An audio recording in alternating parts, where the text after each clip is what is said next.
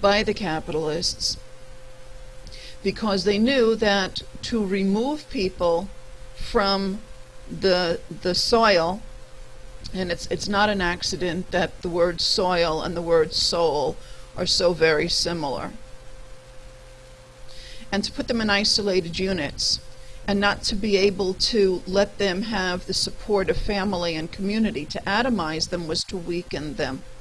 This was already, by the second decade of the 20th century, well entrenched in American society. People weren't using homes. They were transients, moving from place to place, not setting down roots in the soil. So one of the first things that you need to do is to get connected back with the soil, back with community. And that's what socialism is basically about. It's about reattaching. This is not the American view of individualism, rugged individualism. They put a nice name to it, knowing that it was going to destroy you. It has to be rugged collectivism, not rugged individualism. So the first thing you do is, en masse, you stop paying your taxes, and you cause them an economic hemorrhage. You've got to do that. You've got to do it in numbers large enough so that they can't possibly build jails fast enough to put you all in jail for doing that. And by pulling the taxes from them, they'll have less money to build jails with anyway. Second thing you need to do is to start building communities and living communally and pooling your resources. There is a kibbutz in Israel by the name of Lotan, which in my opinion has attained a very high level of sustainable economy, natural economy, justice and earth-based economy, and they are one of the kibbutzim that are still very much communal. I'm going to give you a link to their kibbutz to see what it is, and I think you'll understand why I am putting this up as a recommendation. One of the things that you've got to do is to start pooling your resources with other people so that you are able to buy directly from distributors and not from retail stores. And that's another way you're going to benefit yourself, build community, and undermine the structures.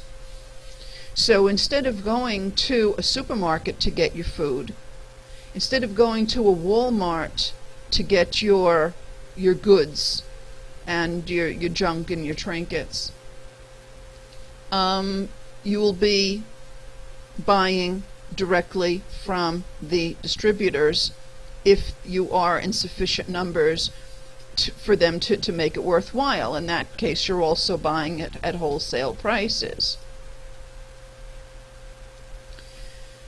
And you'll be making community decisions.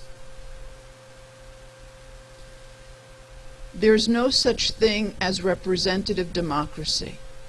Nobody, but nobody, is going to represent your interests and your welfare the way you are. Democracy, real democracy, can only be direct democracy. That's when folks sit down together at regular meetings, decide what's important to all of the community, hash out their problems, come to collective decisions. And on the kibbutz, for instance, there were some decisions that were taken with a simple majority. There were some decisions that needed a 2/3 majority in order for them to be implemented. There are some kibbutzim, there's one anarchist kibbutz that aims toward consensus. And surprisingly, they get it. That's a longer decision-making process, but in the end, you don't have a minority of disgruntled people. If you are going to enjoy the convenience of instant government by having representatives, you're going to find that those representatives are not buying you time, they're costing you time, because you're going to wind up working for them or their bosses.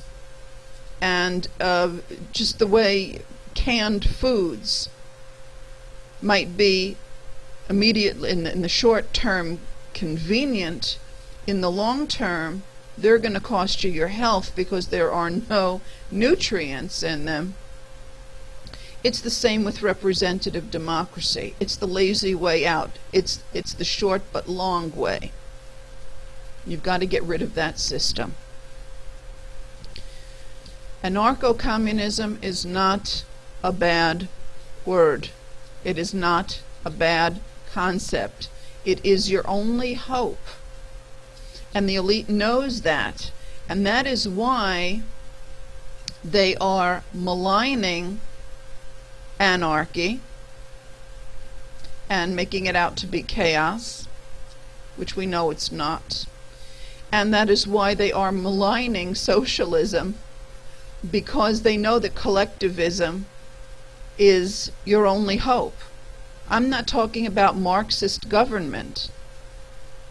I'm talking about real communism, where the people own the means of production, where everything is distributed by the community for the community. That's real socialism. All of a sudden, there's what I see is that the extreme right have become the Christian extreme right have become the darlings of the truth movement. Watch out for that. Those people are dyed-in-the-wool capitalists, and they're being used by the elite to undermine you. You've got to watch out for that. So if you're asking how, and please God there's still time to do it, how to overcome the situation in which you're in, your only hope is anarcho-communism. There's no such thing as anarcho-capitalism. There cannot be, because what a government is the private clerical and administrative staff and police force of capitalists. Because anytime somebody amasses capital, they need somebody to protect it for them. The people who protect it for them are government. So there's no such thing as having an anarchic system based on capitalism, because necessarily so the capitalists are going to start to buy themselves people to protect them, and those people become the government. Duh.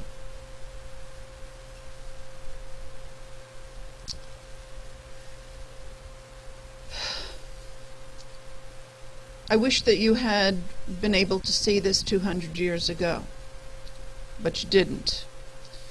And I'll be praying for you that there's still time, because I know that time is very elastic, and things like that can be juggled. But you need to do the footwork,